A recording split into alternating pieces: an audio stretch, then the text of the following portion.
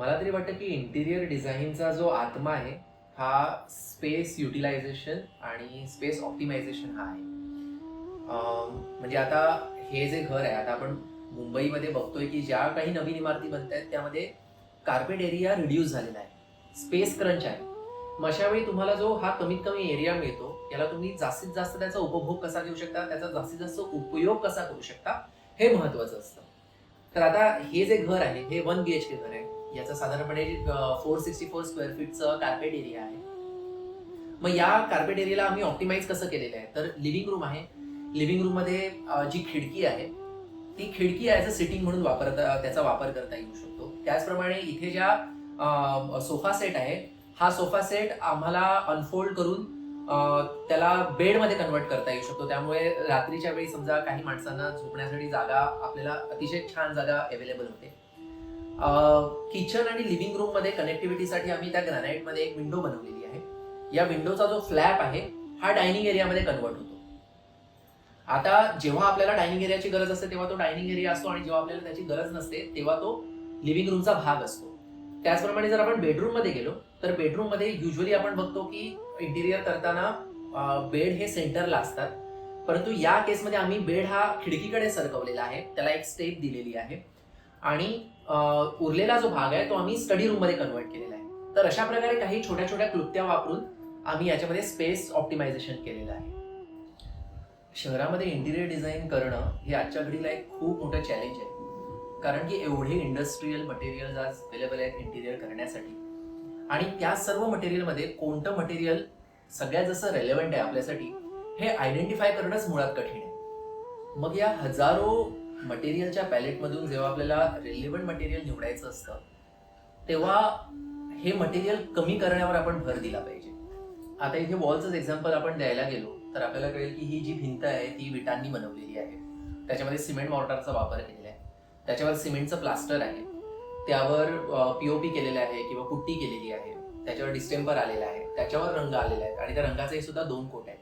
तर या भिंतीचा जर मी सेक्शन बघितला तर त्याच्यामध्ये जवळजवळ 7 ते 8 वेगवेगळ्या प्रकारचे मटेरियल्स आपण यूज केलेले आहेत. इथे आम्ही जेव्हा पार्टिशन वॉल बनवतोय त्यावेळी आम्ही तिथे फक्त ग्रॅनाइट उभा करून लावलेला आहे. यामुळे तुम्ही त्याच्यावर कोणत्याही प्रकारचं प्लास्टर येत नाही, त्यावर कोणत्याही प्रकारचा रंग येत नाही. तो ग्रॅनाइट त्याचं जे मूळ स्वरूप आहे ते आपण तिथे दाखवलेलं आहे. फ्लोरिंग करताना सुद्धा आम्ही इथे स्टोन टाईल्स वापरलेले आहेत. आता दगडाचा वापर मुंबई सारख्या वातावरणामध्ये वाढवणं हे गरजेचं का आहे, कारण की दगड हा थंडावा टिकवून ठेवतो. त्यामुळे तुम्ही जर अर्धा 1 तास जरी एसी लावला तरी त्याचा जो गारवा आहे हा दीर्घकाळ टिकून राहतो. त्यामुळे तुमचं इलेक्ट्रिसिटीचं कन्झम्पशन सुद्धा कमी होतं. तर अशा पद्धतीने वेगवेगळ्या क्लुप्त्या वापरून हे इंटिरियर आपल्याला रेलेव्हंट करता येऊ शकतं. सीलिंग हाईट खूप मोठी वाटते, काय केलंय फॉल सीलिंग साठी? फॉल सिलिंग नाहीच आहे, म्हणजे फॉल्स गोष्टी करायच्या कशाला आहेत. तर मुळात आयडिया हीच होती की आपण जसं मटेरियल रिडक्शन बद्दल आपण बोलतोय की जे दिखावा करणारी मटेरियल आहेत ते मटेरियल आपण अवॉइडच केलेलं आहे. जे मटेरियलचं ट्रू कॅरेक्टर आहे ते या इंटिरियर मध्ये दिसून येतं. या ज्या लाईट्स ज्या लावलेल्या फिक्सिंग केलेल्या आहे ते सुद्धा डिरेक्ट सिलिंगवर फिक्सिंग केलेलं आहे. त्याच्या प्लास्टर थिकनेस मध्ये वायरिंग सुद्धा फिरवलेली आहे, आणि आता आपल्याकडे तेवढे स्किल्स आहेत अशा पद्धतीच्या ज्या फिनिशेस आहेत त्या अचीव्ह करण्याचे, म्हणून मग इथे फॉल सिलिंगची आम्हाला गरजच वाटली नाही. आणि मग लॅमिनेट सिलेक्शन मध्ये तुमचा काय थॉट होता? मुळात या इंटिरियर मध्ये सगळ्यात महत्वाचा एक थॉट होता की आपण इंडस्ट्रीयल मटेरियल्स आपण कशा पद्धतीने रिड्यूस करू शकतो. त्यामुळे इथे प्लायवूड वापरलं गेलेलं नाहीये, इथे जिप्सम बोर्ड वापरलं गेलेलं नाहीये, कोणत्याही प्रकारचे विनियर सनमायका सुद्धा वापरला गेलेला नाहीये. जे मूळ साहित्य आहे बांधकामाचं ते इथे दिसून येत आहे आपल्याला. या प्रोजेक्टमध्ये आम्ही जे लाकूड वापरलेलं आहे हे सर्व लाकूड रियूज लाकूड आहे. म्हणजे आपल्या मुंबईमध्ये दारुखाना ही जी जागा आहे तिथे लाकडाच्या शिप्स ब्रेक केल्या जातात, आणि त्याचं जे वेस्ट लाकूड असतं या वेस्ट लाकडामधनं हे संपूर्ण इंटिरियर केलेलं आहे.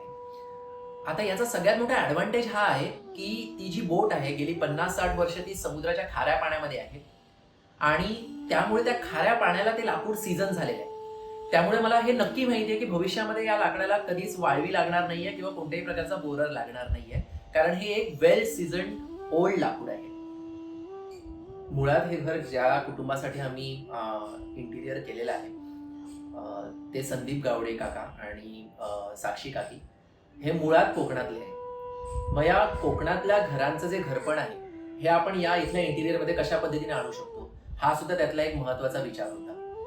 तर याचं एक उत्तम उदाहरण म्हणजे हा जो डोअर, हा जो दरवाजा मी डिझाईन केलेला आहे, एकतर हा डबल डोअर आहे आणि मला तरी वाटतं की डबल डोअरचं सगळ्यात मोठं सौंदर्य काय आहे की जेव्हा आपण हे उघडतो तेव्हा आपण इन्व्हाइट करतो लोकांना आतमध्ये आणि याला कोणत्याही प्रकारचा सेफ्टी डोअर आम्ही लावलेला नाहीये. मग आता मुंबईमध्ये आपल्याला बऱ्याचदा सेफ्टी डोअरची गरज असते, कारण की दरवाजा न उघडता आपल्याला बाहेर कोण आहे हे पाहायचं असतं. मग अशा वेळी आम्ही इथे छोट्याशा या दरवाजामध्येच खिडक्या बनवलेल्या आहेत.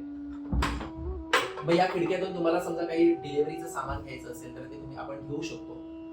त्याचप्रमाणे हा दरवाजा जेव्हा बंद असतो आणि मला व्हेंटिलेट करायचंय त्यावेळी मी या 2 खिडक्या उघडू शकतो. यामुळे मला क्रॉस व्हेंटिलेशन खूप छान मिळतं. म्हणजे या लॉबीमध्ये येणारी जी हवा आहे ती मला माझ्या घरामध्ये घेता येऊ शकते. आणि त्याचप्रमाणे या ज्या दरवाजाचं जे सौंदर्य आहे हे सुद्धा यामुळे खुलून येतं. तर अशा पद्धतीने हा विचार केलेला आहे. आणि त्याचप्रमाणे या घरामध्ये जेवढे पण बाथरूमचा दरवाजा किंवा किचनचा दरवाजा, बेडरूमचा दरवाजा, हे सर्व आम्ही डबल डोअर डिझाईन केलेले आहे. मला तरी वाटतं की कोणतंही इंटिरियर डिझाईन करत असताना प्रत्येक मटेरियलला एक प्रश्न विचारणं, प्रत्येक स्पेसला प्रश्न विचारणं हे फार महत्वाचं आहे. आणि जर हे आपण क्वेश्चनिंग जर योग्य पद्धतीने करू शकलो तर आपल्याला we can bring the soul into this interior design. That's what I feel.